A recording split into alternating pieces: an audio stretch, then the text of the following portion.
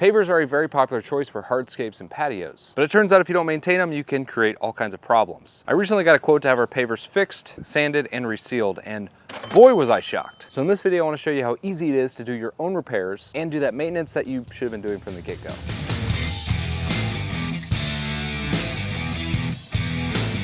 Our house just happens to have a ton of pavers around it, including the entire length of the driveway. And though it's a great alternative to something like concrete, it turns out there are some maintenance steps that you have to do, and if you avoid doing it, can lead to issues down the road. So the whole point of this video is to hopefully share with you how easy and quick you can do it yourself, and avoid having to pay an expensive contractor to do it for you.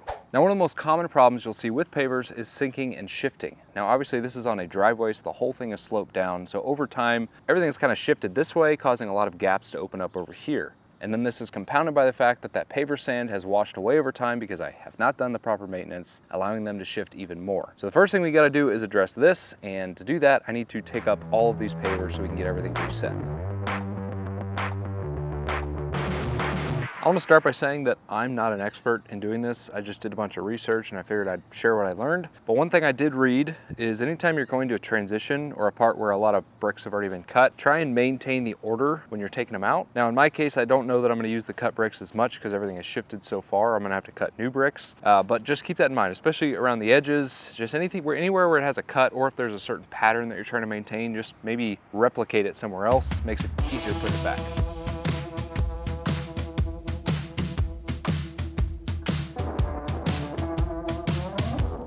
All right, we got the last of the pavers taken up, and you want to go about a foot past where the bad areas are so you have a good reference point from where you're going to start and end. And the next step for us is actually to scrape up this top layer of old leveling sand. It's got a bunch of plants and bugs and stuff in it, so you just want to start from a clean slate. I think the pros recommend taking up all of the leveling sand. If there's a little bit left underneath, I'm gonna just leave it. Typically when you're installing pavers, you've got a base layer, and that thickness is gonna range depending on what you're doing and where you live in the country, so look that up for where you are. And then you've got about a 1-inch layer of leveling material. In this case, it's sand. It could be a really fine gravel, but that leveling sand is what is that nice smooth surface that all your pavers sit on. So once I get all this taken up, we'll get new leveling sand put in here, and we'll get it graded so everything ends up flush with the driveway and the other pavers.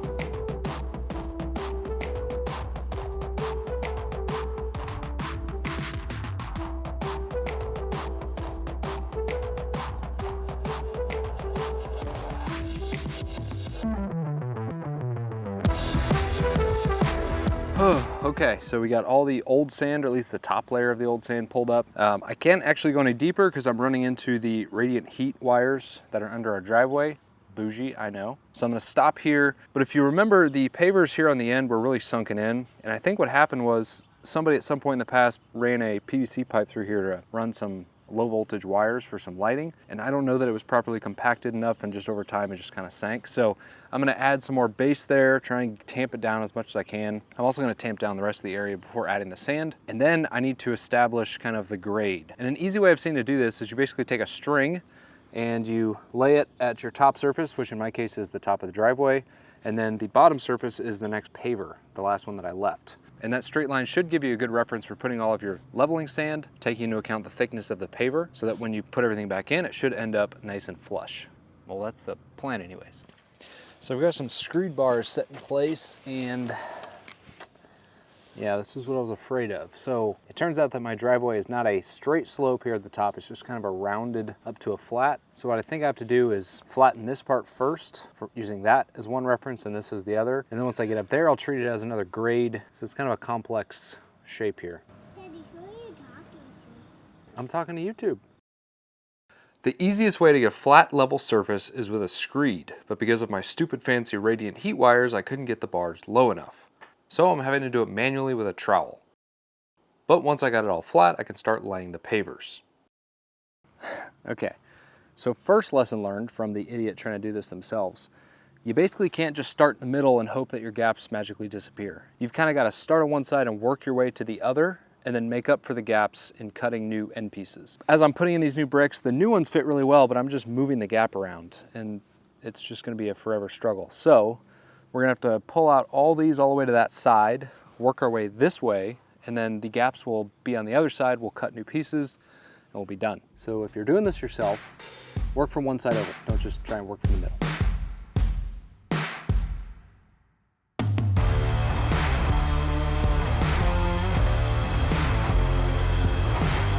This little jig lets me set the correct height so that the pavers are flush after they're installed. Picked up this little tip from the Premier Outdoor Living YouTube channel. Sean is a legit pro, so please go check out his stuff if you want a more knowledgeable take on things.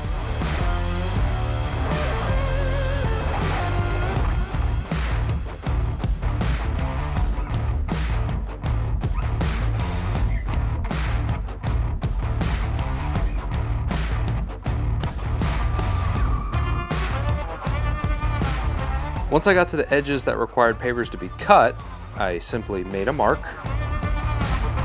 then pretend like I know how to use my tile saw that I definitely didn't just buy, and then make the cut.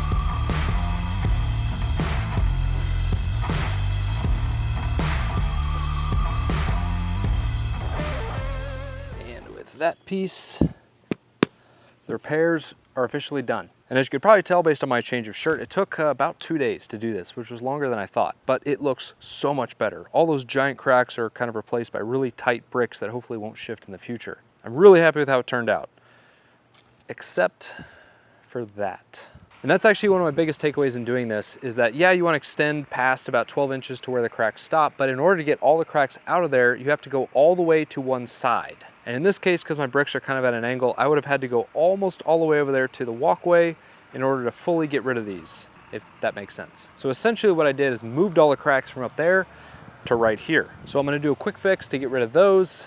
Might be kind of janky, but just if you are doing a repair, just keep that in mind if you want to totally eliminate them. Okay, with the hard part out of the way, now we can move on to the maintenance, which, by the way, if you do the maintenance, you could probably avoid doing that altogether. And that starts with cleaning your pavers. Now, because mine are infested with little weeds and stuff, and I really don't have any paver sand at all left, I'm gonna use a pressure washer because I need to blast out everything out of the cracks. But if you still have paver sand, you wanna use something a little bit lower pressure so that you don't get all that sand out of there. And as mesmerizing as it is to watch somebody pressure wash, let me tell you about some pants. Sorry, did he say pants? I've been with Timberland Pro as an ambassador for a couple of years now, and I used to think that I wouldn't care about work clothes, but it turns out I definitely do. They just launched these new Morphix lightweight athletic fit pants, and they are super comfortable. I really don't know what it is about work pants, but they either come in super extra crazy large or skinny jeans. And with these new Morphix pants, the fit is not only great, but also the fabric. It's kind of a nylon cotton ripstop type fabric. Plus it's got rain repel, so it won't soak in moisture. Plus there's practical pockets for things like your cell phone and even a knife. This project had me squatting, kneeling, just about every position, and these pants, with their little bit of flex, makes it really comfortable.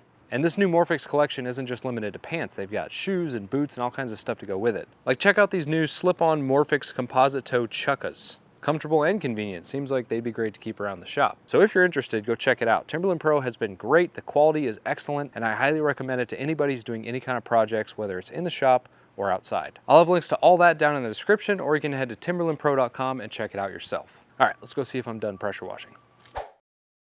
Blasting away all these cracks was very time consuming and also oddly satisfying, but also extremely messy. Just be sure to wear those safety glasses, kids. So it's the next day. The entire driveway is nice and clean. I've allowed it to dry as much as I possibly can sitting in the sun. And the next step is to apply the joint sand, also called polymeric sand. It's basically a very fine sand mixed with a polymer that's activated by water. And what that does is it gets hard and it locks all of your pavers in place. But in addition to that, it also prevents weed growth, prevents insects from getting in there, and from everything underneath it getting washed out when it rains. And I'm told that this type of sand can last up to 10 years, but I'm also told that you should just check it periodically, because making sure you always have polymeric sand is going to keep the things from growing up in between and keep everything from shifting too bad. And as you can see, the driveway is already totally covered with leaves, so I got to blow these off before we get started. But the way this is going to work is I'm going to take this 50-pound bag of sand, kind of dump it in the center, and then brush away using a push broom, kind of get it all the cracks. Now, I think if you're doing a new paver installation, you want to kind of vibrate the sand into place and then reapply until you're all the way filled up.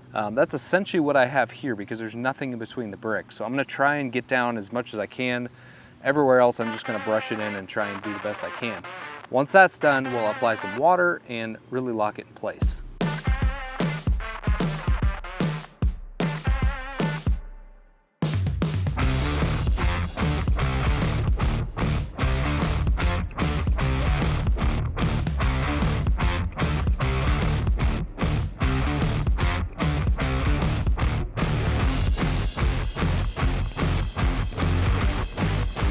I found that pushing and pulling the broom in directions 90 degrees apart was the most efficient way to get the sand all the way into the cracks. Just be sure to brush off as much extra sand as possible as you go. I then took a blower and tried to get all of the loose surface sand off of the top without blowing it out of the cracks.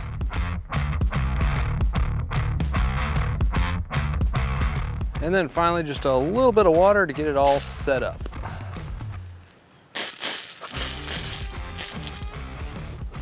Definitely don't want to go too crazy during this step.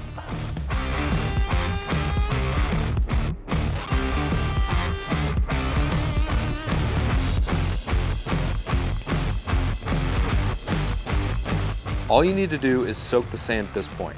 Too much water can actually float the polymer out of the sand and haze over your pavers. If you see pooling or a whitish foamy substance, you're adding too much water. All right, all the sand is down. Small hiccup though, it did rain about 24 hours after we put it down. They recommend you let it cure for probably closer to 48 to 72 hours. So if you are gonna do this yourself, just make sure you've got a good weather window to work in. I think we'll be okay. It looks fairly dry. It's been drying all day in the sun. The final step for maintenance is sealing. Just like concrete, pavers are a porous material that if you want to keep them looking great, you need to apply sealer to every 3 to 5 years is the recommended time frame.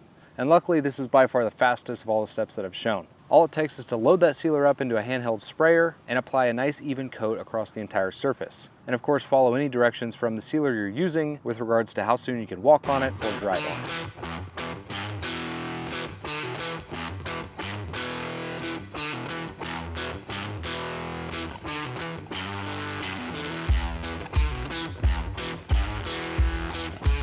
You may notice it looks a little odd when you first spray it on, almost blue. But as you can see, within about 20 or 30 minutes, it's dry and soaked into the pavers.